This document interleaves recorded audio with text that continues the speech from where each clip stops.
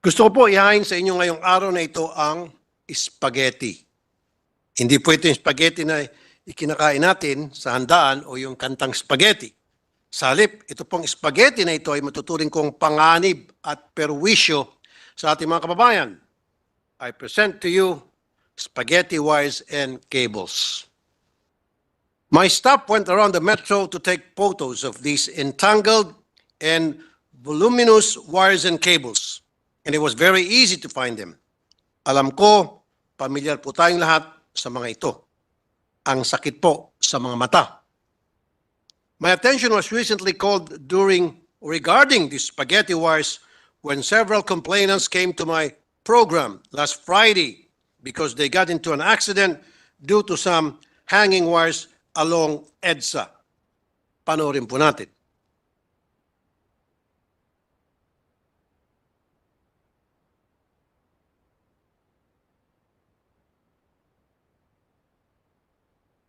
Mr. President. Dito nakakable ng kawad po. Oh, kaya may ka sa liig, Opo, sir. bandage. Kaya po yung time na yun, sir, binitawan ko na po yung motor ko, hindi ko na po alam kung anong nangyari sa amin. Sa gitna po ng kalsada, sir. Buti lang po yung mga ibang motorcycle rider na tumulong po sa amin. Kasi kung may kasunod pong nangyari sa amin pagkatumba, baka nasagasaan na po kami noon.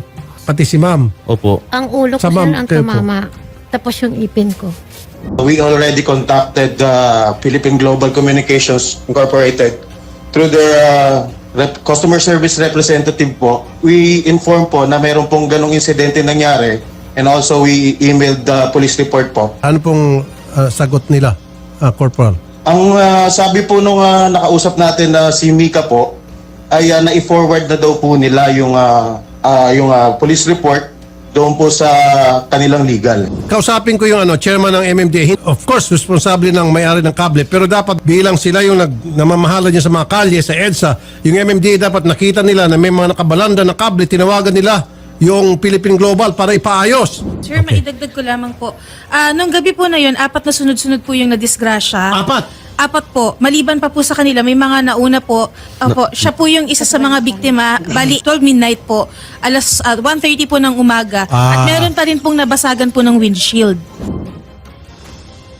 Mr. President, 4 incidents involving just that particular area in EDSA, and yet, kinailangan pa po nila pumunta sa aking programa para magsumbong. Ito pong mga taga-Philippine Global Communications Incorporated na nagmamay-ari ng mga kabling yan nung nalapitan po ng mga naberya nila. Ano ang mga sinabi? Magsumiti raw ng pictures at video para ma-refer sa kanilang legal at pag-aaralan. Pagkatapos po noon, aming tinawagan ng MMDA. Ang sagot lang sa amin ng magaling na MMDA, hindi daw nila jurisdiction yung nangyari. Kawawang mga nilalang. Mga walang malay na naghanap buhay lang at namamalengke sana ay muntik pang mabawian ng buhay. At ito mga may kasalanang walang urgency at malasakit sa mga tao. Ibabato pa sa legal. At ang MMDA na sana ay ang sangay ng gobyerno na maaaring nakagawa ng paraan upang mapigilan ang mga aksidente sa pamamagitan ng pagtawag ng atensyon nitong Philippine Global Communications ay umiiwas sa kanilang responsibilidad. Dahil sa pangyayaring ito, aking pong pinatingnan ang estado ng mga kable sa ating mga kapaligiran. Mr. President, just last August 2023, dahil sa mga nag-ipon-ipon na kable sa mga poste ng kuryente sa Binondo, sa tabi mismo ng Binondo Church, 4 na posteng bumagsak dahil sa bigat. Nabagsakan po ang ilang mga sasakyan. Naputol ang kuryente at ibang telco services. Kasamang internet doon sa area na yun. Pagkatapos po, sinara ang kalye upang maayos ang mga bumagsak na poste kaya nagdulot ng traffic. Mr. President, ito po mga spaghetti wires ang nagdudulot ng napakaraming problema para sa ating bayan. Number 1, just like in the case that was brought to me, it is a risk to life and limb It poses real danger to our citizens. Ito lang po is enough to make this matter a national concern. It could also be a cause of terrible traffic. Kapag ito pong mga kable at mga poste bumagsak, ito po ay magdudulot ng matinding traffic. Number 3, damage to property. Just like the one in Binondo, it fell on cars parked along the street. If these wires are not maintained well, it is known to cause fire as well. Number 4, damage to heritage sites. Kung magagawi po tayo sa Intramuros, madami din pong mga ganitong spaghetti wires. And if these wires damage the properties there, hindi po madaling mag-restore ng mga lugar na luma na at kung masunog halos, imposible na maibalik ito sa dati. Number 5, it is an eyesore. As mentioned earlier, tourists who visit Intramuros see how these lines hamper the beautiful sights there. Ang sakit po sa mata ng mga spaghetti wires na ito. And number 6, interrupted in electricity and telecommunications. Just like what happened in Binondo when it fell, businesses, including banks, lost their internet. What if hospitals are affected and they experience brownouts for a long period of time, especially in the middle of a surgery? Mahirap po yung ganong klaseng sitwasyon. All these possible impending danger and negative effects could be prevented if people who are responsible would just stop looking the other way and pretend that these wires do not exist.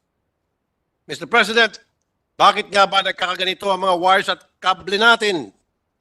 It seems that these wires are mostly from utility companies such as telecommunication, internet providers, and electricity distributors.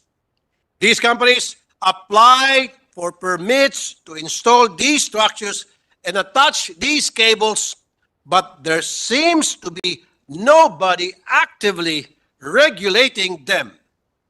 Nobody is monitoring them, in short. Once a wire is no longer in use, they shall leave it there. And new utility providers just keep on adding and adding and adding more wires.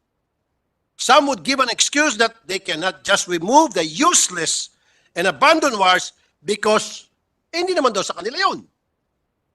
So nagmumukha pong tambakan ang mga poste natin na mga kable na nagkakabuhol-buhol at wala nang pakinabang. Tapos, minsan pa po, ginagawa pa nila yung storage facility para madali silang mag-ayos. May ilang nag-iwan ng mga rolyo ng kable para kung may ayusin, nandun agad. Extra cables. Mr. President, who issues the permit for this construction and installation? We have the building officials issuing building permits. These are supposed to go to the city engineering office. But how come it is as if after submitting the requirements, these companies have a free hand already in whatever they hang in these poles? There should be a continuous monitoring so that the permits could be lifted when they are not compliant. Ito pong Philippine Global Communications Incorporated ay dapat ma-review ang kanilang permit to operate. They are not doing their job properly. And who knows, ilan pang mga kable nila ang nagdudulot sa mga perwisyo sa tao.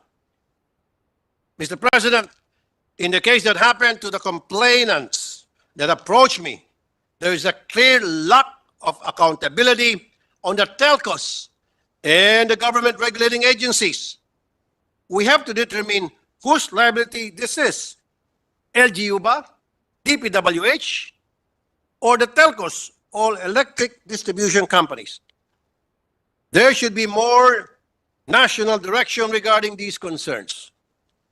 There are individual actions in some areas.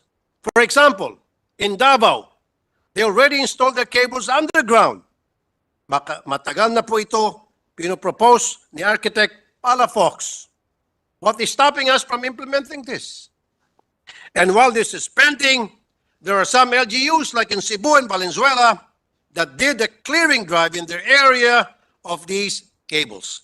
In Pasig, they have an ordinance holding telcos and electric companies liable for failure to clear these lines. Maybe we could explore these options so that these spaghetti wires could finally be resolved and no more life could be put at risk. I believe that the Committee on Public Works, under the chairmanship of Senator Bong Revilla, could ably address this. And as chairman of the Committee on Energy, I will take the cudgels against the electric distribution companies. If there are adjustments that we need to make in our laws and put the responsibility on those businesses making use of these posts and cables, I know we can work on these together. Thank you, everyone. Thank you, Mr. President.